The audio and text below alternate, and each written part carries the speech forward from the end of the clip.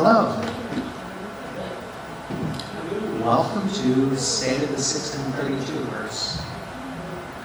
I'm going to ask everybody to introduce themselves and briefly let you know what they do with 1632.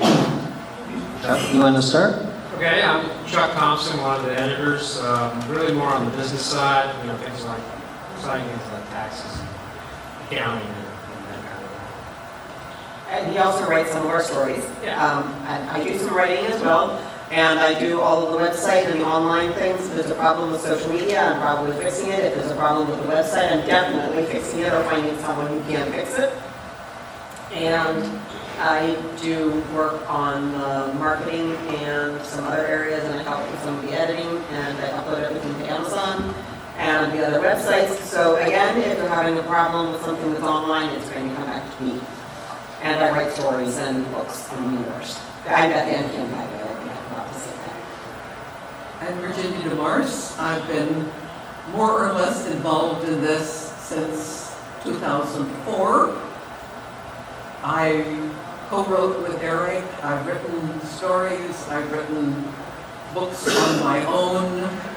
I answer questions, speak for a lot of the other authors because I am a retired historian. And that is basically how I got into it. I wandered into a bookstore. In fact, it was Barnes & Noble at Seven Corners.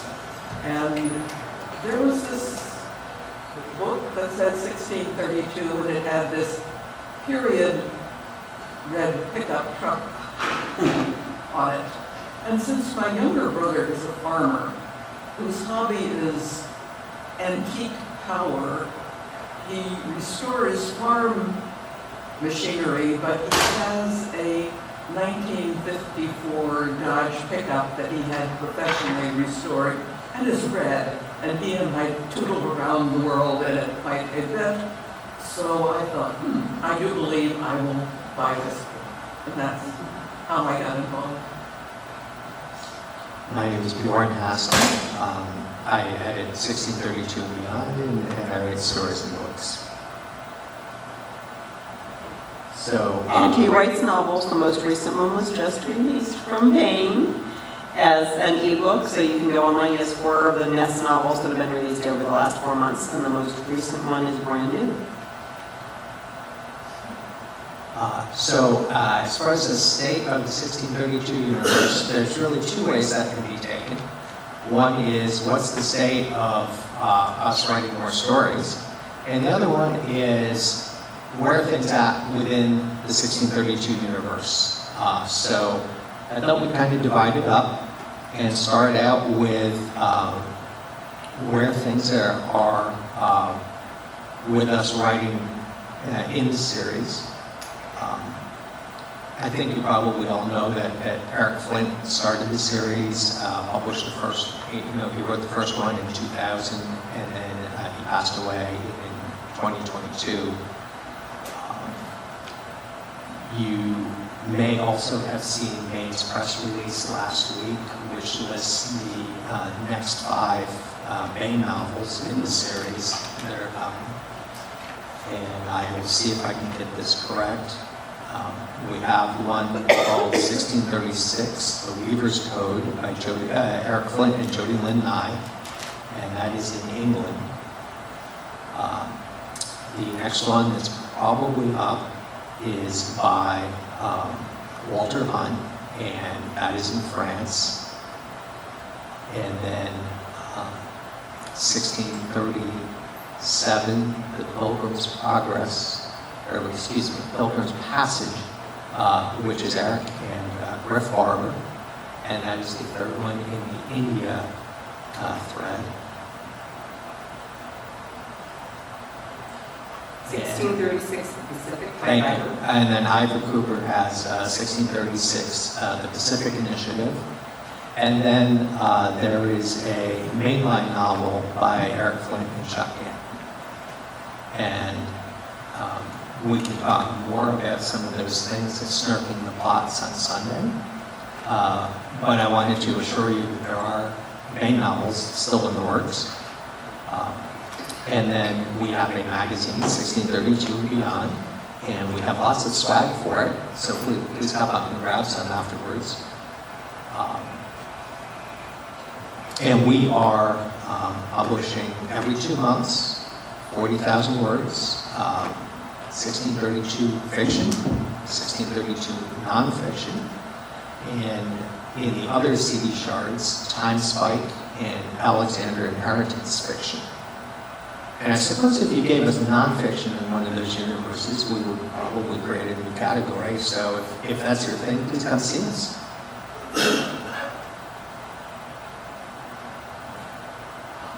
Do you guys have anything to add on what's going on as far as writing the series right now? Well, you mentioned the Ring of Fire Press and Bain, but the Ring of Fire Press and the Grand Old Gazette both shut down when Eric passed.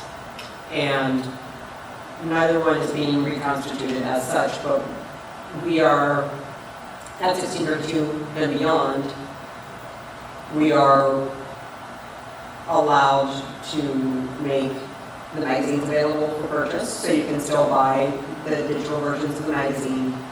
And Bain does the novels, and they're releasing some of the Ring of Fire Press novels, starting with Bjorn's, which are all available, and continuing to Virginia's. They are getting ready to release the 5 novels that I did with Ring of Fire Press. Those are The Legions of Pestilence, The Trouble with Huguenots, If Things Could Be Worse, which are the Pastor Kastenmeier stories, Designed to Fail, and The Unexpected Sales Reps. Each of these deals with what I will describe to you as peripheral politics of the U.S. Burgundy, Westphalia, and with the sales reps back to the Upper Palatinate. I'll add on the magazine, 1632 and beyond.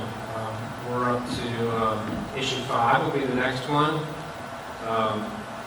Bjorn, Bethanne, and I were the ones that kicked off the new magazine, invested in it, and health-wise, it's just exceeded our expectations. The subscriber numbers are great. We certainly did not expect to be in the black first year, but we are. We actually had to pay taxes this year. In the what? And in the black.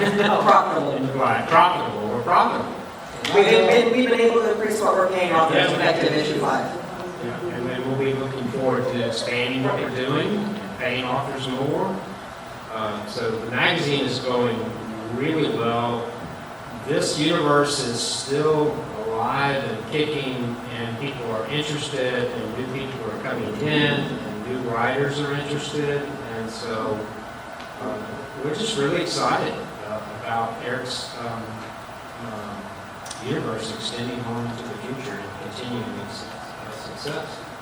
And the other authors that are going to be released by Bain are Paula Goodland and Gorkov. Gorg is here, of course, as one of the guests. And Garrett Vance, he's our art director. My books, Mike Watson and David Carrico.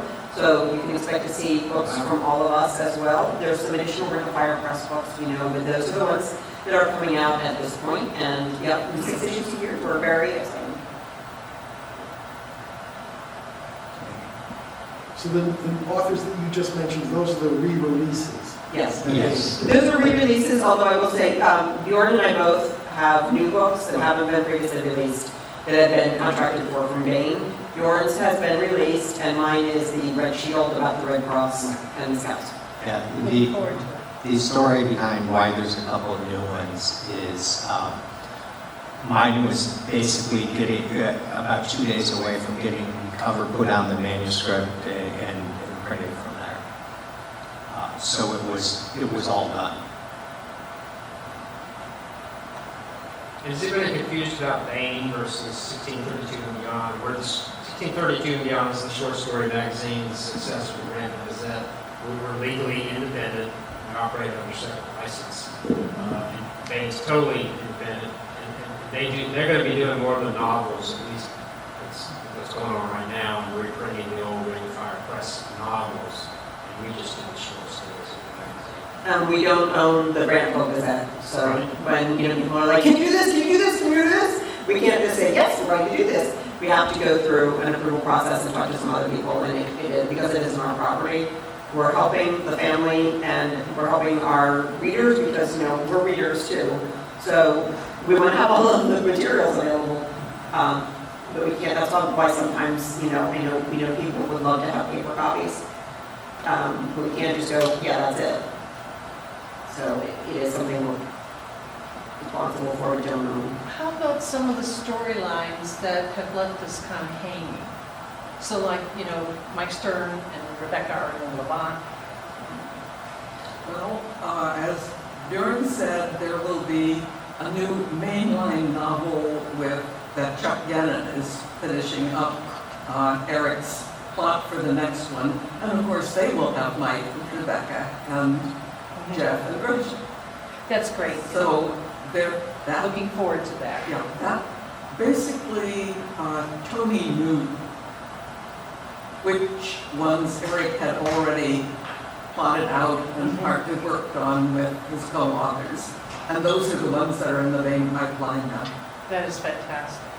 What is that, what do you think? Best guess. What's our best guess on that? And we're not Bane, so we're just guessing. Okay, so Jody Lynn Nye's book is coming in October. It's probable that Walter Hunt's will be finished next. At that point, Walters is actually finished. okay. Walters is finished. Yep.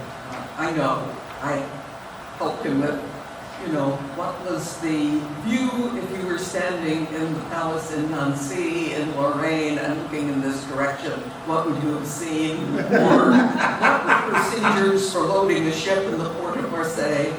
Not that the authors can be a little anal sometimes about the details. Much appreciated. Not at all. But I know that Walter's book is finished now and ready to go. That level of detail, though, is what makes this whole universe so real. Oh, yeah. And I joined a book club for one specific island that I'm going to write about, and I've been in this book club for about a year now, I think. And I'm reading the books and following along and talking to people so I can learn things. And then when I finally get the novel written and I have a beta, I can have a group of them read it so they can look through. And they said something and I'm like, look, you tell me the beach here is sand and I said pebbles, or pebbles and I said sand. I want you to tell me that. I want you to tell me everything. You can't be giving me too small a detail that's wrong. And it's a place I physically can't visit myself that they have.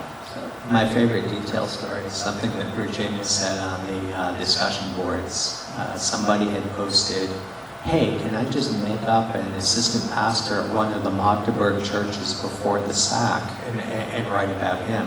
Virginia said, you jolly well may not. We know who they were. But I also want to turn around and stress that wasn't, you can't write this story. It's that, no, you don't need to make them up. We already know this stuff. Yeah. Just which one do you want? And for anyone, just to say, if you're thinking you have to go to that level of detail, you don't. I wrote a story, like I said earlier, I wrote one on clotheslines because I thought it was fun. I wrote one on someone who was a wet nurse because I thought it was important. And I didn't do research on that. Well, I did a small amount because I wanted to find out what infants used when they were eating at the time period, but I didn't have to do research within the universe because, there's moms, okay? And they're feeding their kids. This is all this is about. It doesn't impact anything beyond that. So you can absolutely do stories without doing extensive, especially in universe research. When you have something, you have to have your facts right, but you don't have to dive so deep into the universe. Right. Business question? Which is better for you guys financially? Me having a physical copy or a Kindle copy, or whichever one? Subscription through our website. Okay. Yeah, if you read through the website, we make the most money, but we are happy to have the money from Amazon. And we understand that that's easy for folks, and a lot of folks like to get their copy through Amazon, so. We're trying to do some things through the website for our subscribers that are bonuses, like you mentioned ongoing stories. And one of them is the Cassini stories from the Gazettes, earlier Gazettes. And there were 3 parts in the Gazettes in the 90s to 102, the last 10 to 15. And issue 3 of our magazine had part 4, and part 5 is in the slush and will be coming out sometime in the next several issues. And if you're a subscriber on our website, there's a page you can go to, and there's links for all 4 parts we have, and then part 5 will be there as well. So you can read through the story, like just click through and read the whole story at once. I don't have that done for very many stories yet, but the plan is to continue doing that and get more of them done. And we also have 12 issues of the Gazette available online for our subscribers to read. And at no additional cost, you can read online. And every month, I take down 1 issue and put up a new issue. So we started with issues 90 through 102, and right now we have 92 through 102, and issues 1 through 3. And in a couple of weeks, it'll be 93 to 102, and 1 through 4. So, I really like reading physical books, so if you guys want to go buy the paperback on Amazon, I get it. When everybody's asking me questions about what's going on with this character, whatever, I like the RTF text documents so I can search quickly and reliably. So, whatever's working for what you want to do with it. I will. We listen to our readers. When we put the books up, initially it was EPUBs. Amazon used Mobies previously, but they stopped supporting that, and they want EPUBs now. But we had readers asking for RTFs, so we started putting RTFs up. And they were available on Gazette. From the Gazette, they had 3 or 4 different versions available. And we'll put them up if there's a reason to, but if there's not a reason to, it's extra work and extra storage space on our servers, our hosting, so, yes. Is it possible to read the new magazines online? Yes, the subscribers have them all online. Okay, because I haven't been able to figure it out. I've only been able to figure out how to download them, which is what I've done. But that was what I like. Do you have a subscription? Yeah, I do. Okay, when you look under the top navigation area, one of them will bring a pull-down menu, and it'll list all of the issues, and then it says Grantville Gazette, and when you click on those issues, that's where you read on them online. And then the Grantville Gazette, when you go across, it brings up all the issues of the Gazette, and it just did it that way because honestly it was going to be a really long menu. Okay. So, I want to touch on the books that Maine is republishing. There are 24 or 25, I think. I have never seen the master list. I've just compiled my own from authors reporting. Maine contacted me and wants to do this. They are publishing approximately 1 per month, and if you're familiar with the monthly bundles, that will be in there, and then it'll be available separately as well. And though I may be unnecessarily explaining to you all, but the monthly bundles are available at least 3 months out, and the first half of that month's books become available then, and then 2 months out you get the third quarter, 30 days out you get the last quarter. When you first get it, it's as the author handed it in, and by the time you're down to the last quarter, that's basically what it's going to look like in production. As edits and proofreads go through and so on. The re-release that Bain is doing of the Ring of Fire press novels are not just re-releases of what Ring of Fire Press put out. They are re-editing them to match the Bain style manual. They're putting new covers on them. They are having them re-proofread, getting back to us. Do you want a scene right here? What do you think Is there a connection from here to there? Basically, they are going to be new, improved editions Yes. rather than Very much just so. simple re-releases. And there's These are going to be, no, So they're further, just just going to be books. e-books. ebooks. Because I know some people who are completists, that they have more than one edition, they want both. These are certainly new editions. Although the degree of attention that they are getting will make it possible eventually for Bain, if the series continues to make money for Bain, to put them out in paper without their doing any more work than they're doing on the re-releases. But Yeah, they need to reformat from they have reformatted EPUB completely to out of Brigham Fire Press and Bain. And there's publication limitations, there's back-end limitations that are why they're not just doing all of them. And so we're very excited that Bain has put the effort in to do these cleaned and improved things. And to be clear, it's the same story, so don't go expecting there to be massive changes in the stories if you've read them before, but expect them to be cleaned up and prettified. Yeah, I got proofread questions like, are you sure this uptime lady uses her maiden name? And I'm like, nope, my bad. So they're seriously on top of stuff. And then there's an attached document where they go through the characters and they want to make sure they understand what they think they understand.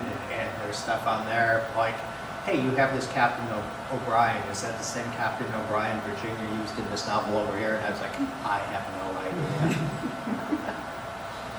I'll admit, it's kind of fun sometimes when those things happen. Like I had a Johann and someone else had a Johann, and we decided they were the same Johann because they were both like at the Freedom Marches. And so we're like, cool, we're using the same character. Let's give him a last name. So, those are coming out, and if you are interested in writing stories, or if you're just interested in watching the sausage being made, you are welcome to log on to Bain's Bar and look at the conference's 1632 Slush, which is where we post stories, 1632 Slush Comments, which is where we give each other feedback, and 1632 Tech, which is conversation, only some of which is about technology. And feel free to post in that one in particular. And then down at the bottom, or towards the bottom, there is a conference called Snurkers Only. And snurks are spoilers about books. The way Bain does it is the paperback has been out for less than 6 months. So if anything has just come out and you just can't wait, it goes down there rather than in tech. We also run a monthly Grantville Salon, which is a Zoom meeting on the second Saturday evening of the month. Right now we've been finding 8 p.m. Eastern works out for more people than it doesn't. And we usually pick a topic for the month to talk about that. This past weekend we talked about the state of railroading in the 1632 universe, and specifically what we might see happening in 1636 and 1637. So if you are interested in showing up to salons, or maybe just once in a while when it's a topic of particular interest to you, I post the links in 1632 Tech, and you're free to message me on Facebook, and I can send it over like that. I just don't want to throw the whole thing out there on social media. Are there any other questions on the real life state of the 1632 universe? The salons, we usually post some mention of it on our Facebook page. Yes, we will advertise it. You mention the salon, but you don't give the link on the Right. Facebook page. Right. Beyond the 1632 universe, I'm sort of wondering what's going on with the Alexandria universe, the Peterbilt universe, the time Spike universe. Okay. Crossing. Very summarized. We will print time spike stories in 1632 and beyond if people write them for us. We have already done an Alexander Inheritance Universe stories, and we'd like more of those. For the crossing, stay tuned. Cool. And Peterbilt is really too new for that to have been released to individual storylines. We have to at least let Bain look at the bottom line and decide if they want another novel, before we try to do anything with that. You have a question. What is Peterbilt? An angel called Peterbilt is the fifth of the Asidi shards. This one takes place after the Alexander Inheritance one, and a 18-wheeler and part of a convenience store are scooped up and deposited in the Mounds culture in approximately 1005 AD. Good stuff. Good stuff. And if you really dash down after here to our table, there are a couple of copies of it, I think, still available for free. Free. Gord is being very generous in sharing. I'm sorry, I didn't hear the location that it appears. Outside Cahokia, Illinois. Cahokia, Illinois.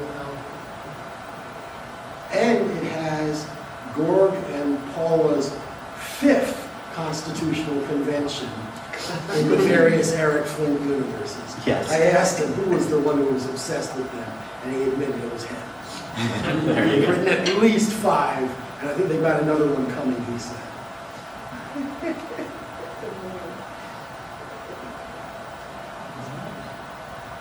Any other questions? Dare I ask, the TV show? We have no information on that at this time. What about audiobooks? Because I love audiobooks, and I've got most of the Ring of Fire books as audio because Okay. it's easier for me to listen to a book than it is for me to sit down and actually read one. Most of the Bain books have audiobooks, and audio is still in a state, and I'm really trying to make an industry-wide comment here.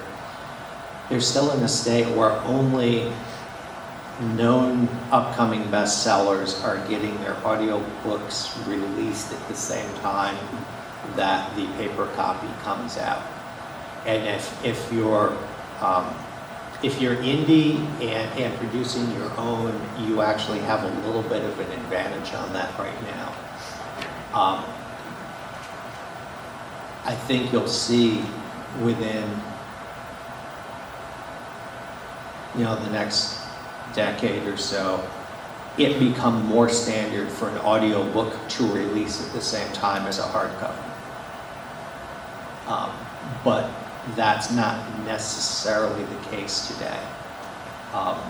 As far as the books that were formerly with Ring of Fire Press, I was the test case on those, so my first 3 have audiobooks. And we haven't even talked about it for the 4th one yet. So, Bjorn, does your audio for your books, does that work differently from the audio version of the mainline books? What's the difference? I think it probably works the same with different names on contracts. I'm not 100%. I do have the same reader who has done some, but not all of the other ones. And we have a few of the Grantville Gazette short stories Yes. are available in audio form if you are a Patreon of 1632 and beyond. So if you go to Patreon, and the cost is pretty minimal, and you can have access to a few, as we develop them, which takes some time, of the Grantville Gazette stories, and we're looking forward to doing that for 1632 and beyond stories as well over time. Yeah. There's a real difference between a very good person or human narrator, and I hit my first book recently with AI, and I gave up. It's not good. And that's the truth of it for some of it with us, is it's not sure, the better the quality, the more expensive it is, and we would rather not, for our magazine, we're not going to release an audiobook if it's going to be poor quality. Yeah, well, this was, And while we are doing well, our focus is on the magazine. right. Right, not on adding audio to it right now. It's growing the magazine and those areas. In the past, Bain has done audio versions of the Grambling Gazette stories, sort of the best of. Correct me if I'm wrong, Yes. They're probably not thinking about that right now, but maybe in the future that will continue in our magazine as well, that Bain will want to do. The collaboration. An anthology and then an audio version of the anthology of short stories. That would be great. I would imagine that we want to get a couple of years in before we talk about that. Yeah, that's down the road. All right. So we've got some time left. Let's switch over to the state of the 1632 universe in universe. And how many of you have never read anything? Is there anybody here hasn't read any of the series? I'm only 3 books in. So 3 books in, okay. You lucky son of a gun, yeah. Of necessity, this part will involve a certain level of spoiler, and I'm not kicking anybody out, but if you enjoy books better, if you don't know what's coming, please be warned. I'm sorry about that, but I'd rather you enjoy the book.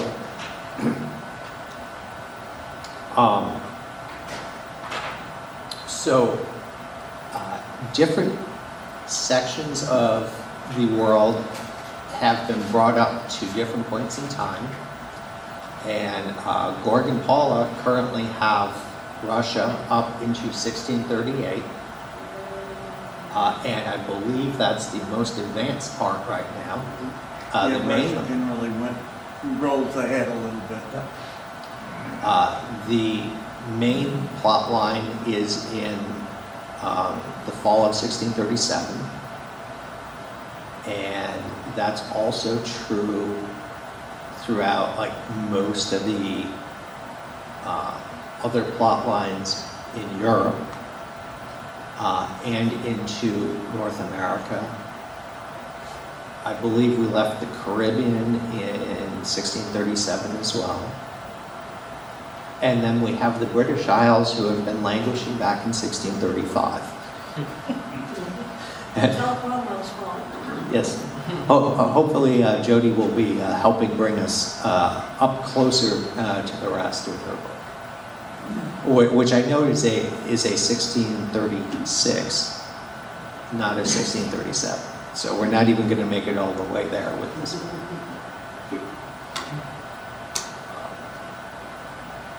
So you've mentioned that among the next 5 books being published by Bain, they're continuing the India thread, the mainline thread, France, England, the Pacific. Is that specifically like China and that whole storyline? That is the Japanese on the West Coast. Oh, wow, that's been in limbo for years. Oh, that's wonderful. Oh, cool. Yes, the one thing that we really have dangling for Bain still, and it depends on Chuck Gannon utterly, is the Caribbean. Because will he or won't he have time to write on his own, given everything else he is doing? But, I mean, if he says yes, Bain will go, yes, Sure. of course. Chuck just had 3 books in his own series published in a 6-month span, so he's been a little busy. But maybe. But, you know, if that happens, it's Chuck. And another thing on it is, the authors who were writing Ring of Fire, books that were Ring of Fire Press or would have been Ring of Fire Press, haven't stopped writing. We're writing on spec now, and we have no idea what's going to happen to those novels, right? So there are other things that are being developed that we don't know what's going to happen to them. I have a story I'm writing in Western Scotland, and well, that I have planned in Western Scotland, and I have no idea what will end up happening with that. But there are other areas that other people are writing about that aren't the mainline Bane novels, and obviously there's 25 of them that have been picked up, and at one a month, it's going to be several years till there's any possibility for any of these other ones. But there are other areas that, you know, and maybe they'll end up being choosing to change some of them into more short stories, and we'll write some short stories that are related to it. So there are things that are happening in other areas that are not mainline.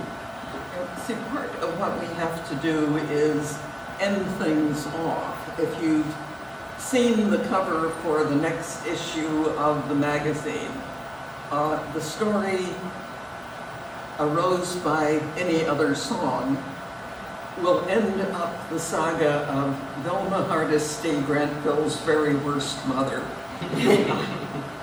Because that had started way back in Dreesen Incident, and it had come along, it had been mentioned in some books, some stories. Eventually we had to dispose of Velma some way.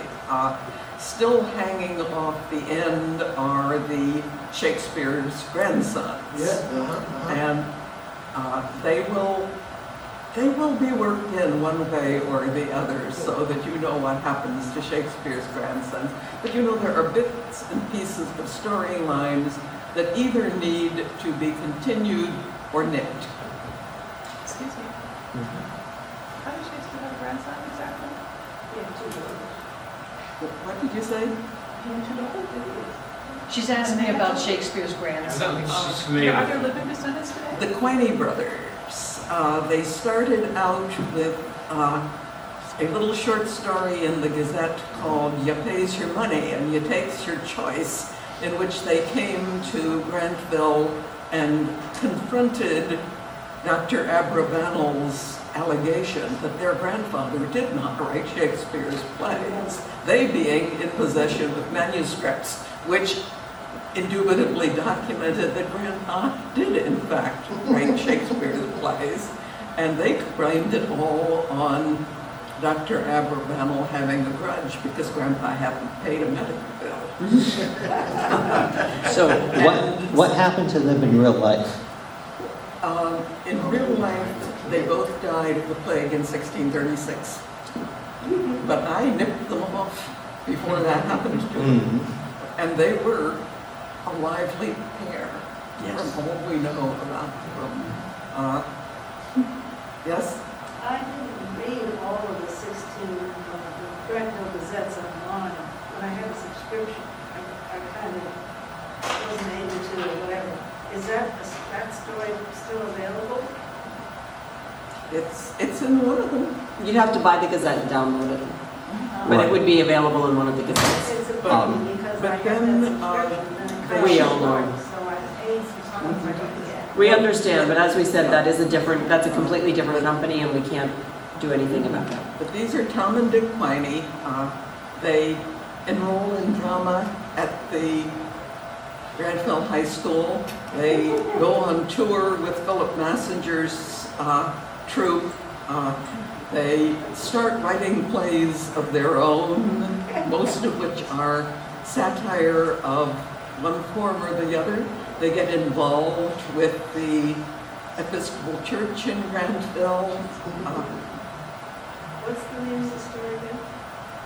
The story name? Oh, there are so many. No, with Yeah. where did it start out? You said, You pays your money or you takes your choice. Do you remember roughly what volume that was? What we can, 16, 15 or somewhere 16? along That- there. And that's up on our website. what we can. okay, that's a story by Virginia, and if you search on our website, the 1632magazine.com, under Virginia DeMarce, every issue she was in will come up, and that I don't have the story titles in there, so unfortunately, if you enter that in, I don't have a tag. I will try and fix that at some point in my in my copious spare time. One thing that we'd like to be doing in the future with the website is when an author has used the same characters in a sequence of stories, be able to list that sequence by issue number for you. And I was just going to ask if anybody had ever indexed. yeah, we will add Shakespeare's Grandsons to the list of sequences that we want to get up there. Unfortunately, this is something that this is not a next week item. This is a as we can get to it item. And I'll be honest, if you guys are on our social media or your subscribers or on our email list or something and you contact me and you say, you know, I like this particular set of stories, you know, can you get them to me, then Or you can, that'll help them have, that You makes know, it clear. ask me, because I have them conveniently canonized from the grid, so I can just pull up. But you can send me those lists. I can. So there you go. That one just got higher on the list. It'll be done sooner. So for our subscribers, it'll be available a little bit sooner. But that one is still not finished. So Virginia was the original story. Was that in one of the anthologies? The original story, the original Abravanel sequence was in 1632. Was that in one of the Gazette anthologies that they? No. No, just in the Gazette. You pays your money and you takes your choice. And just to be clear, when we put things online, if it's in something, one of our magazines or the Gazettes, we are, you know, have some latitude to make it available to our subscribers and things. But if it's a Ring of Fire novel or something that's owned by Bain, it's owned by Bain. And that's not something that we have wide latitude to make available in that. See, part of Tom and Dick are in the Ram Rebellion, so that's Bain. It's not a Gazette story. I mean, they've shown up in a variety of little spots. I was wondering whether Herb Cyclops or John Deacon were writing continuations of their, in one case, the Denmark, the Finland stories, and then the Native American spreading vaccination in North America stories. I was wondering whether they were working on new stuff as far as well. I haven't heard from Dick Herb for ages. The evidence of past. I'm not aware of them being on Bain's list. There's some things we just don't know what the status of. Sure. Is. I would love for there to be a way to know with the downtime character to differentiate between the fictional downtime characters and the real downtime characters. You know, because I will look them up, and if I don't find anything, I think, well, I don't know if that means they're fictional or they're just too obscure to be on, you know. Ask me and I can tell you I have a little dictionary of all of them. Can that be put online somewhere? So it Yeah. would be really If nice. you provide it to me, I can. You mean like comparing? What would be even Something better actually is if when you're reading there was something like an asterisk or italics or something so that you know. They've done that at the end of some of the Granville Gazette stories, there'll be an author's note. Yes, they would. This thing from which I can give you the answer, is this person fictional or historical,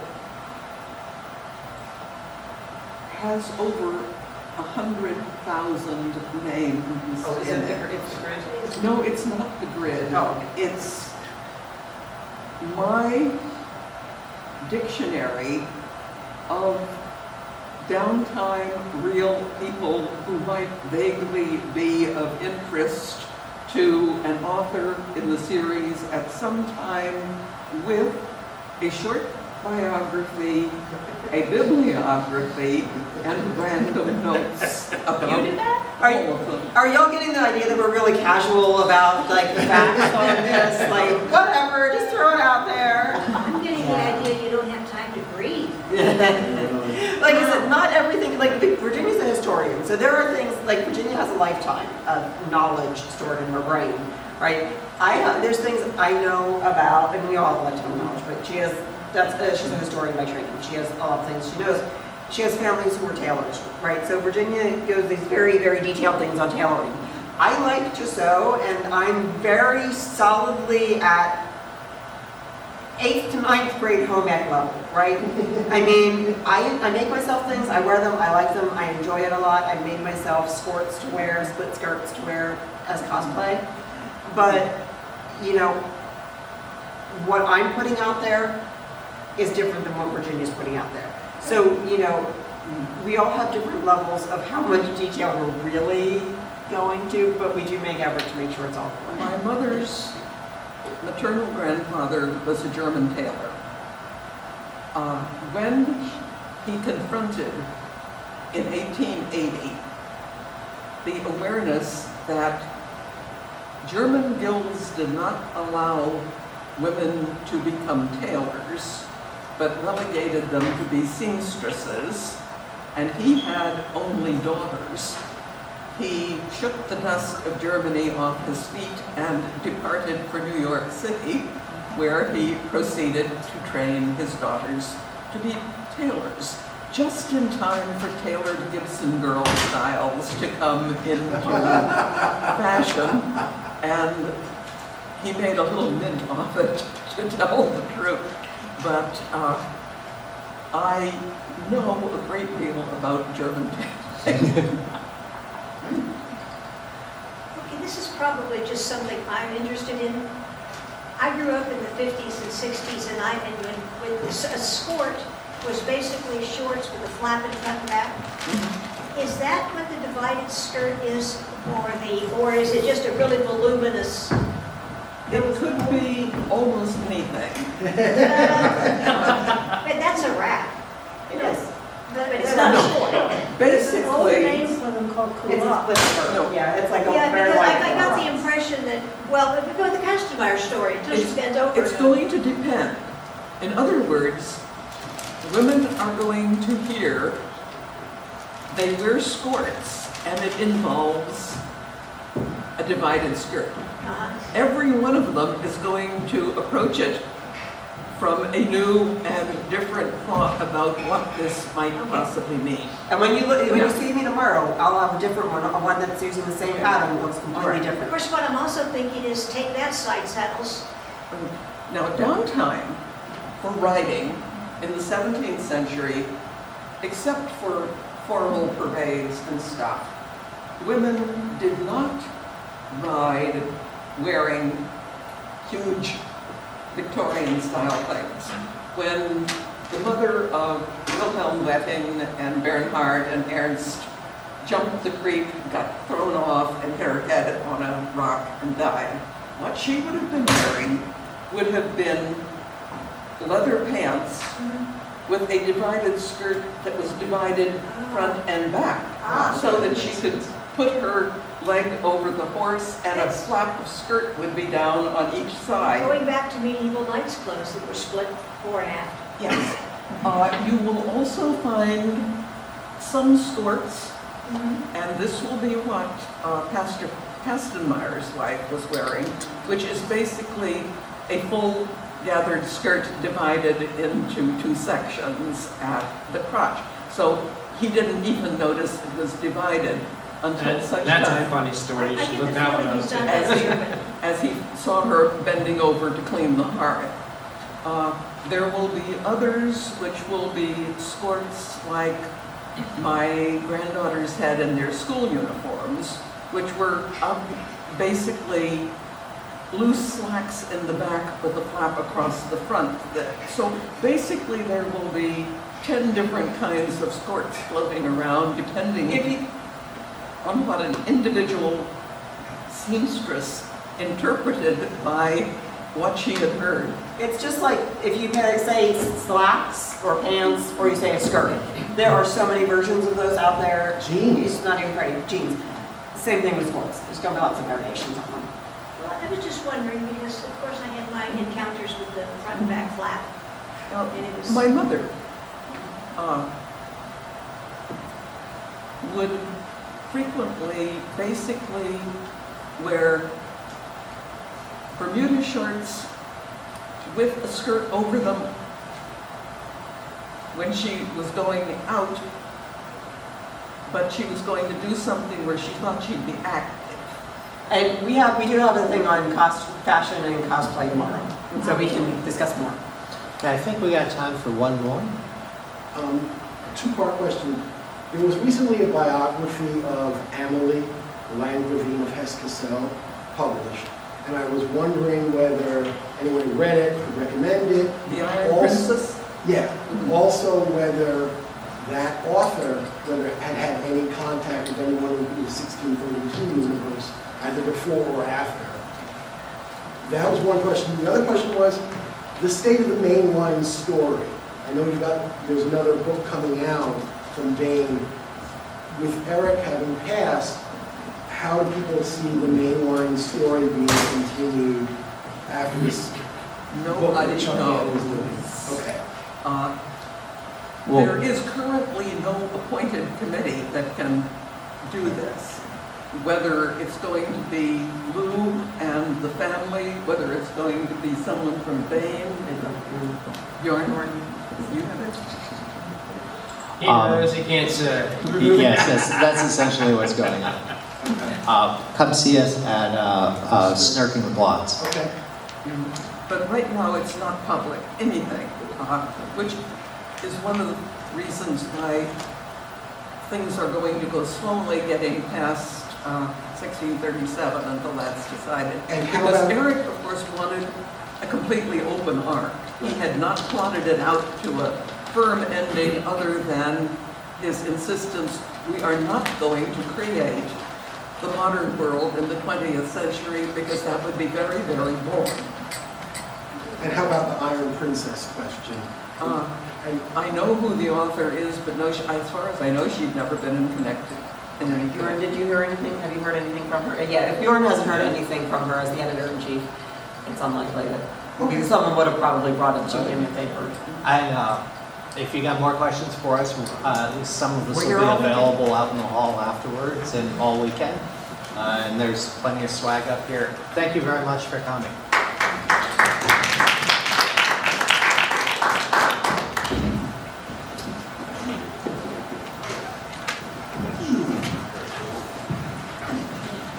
Well, I did recommend the book to I tomorrow. was wanting to read it. And only because, oh, her!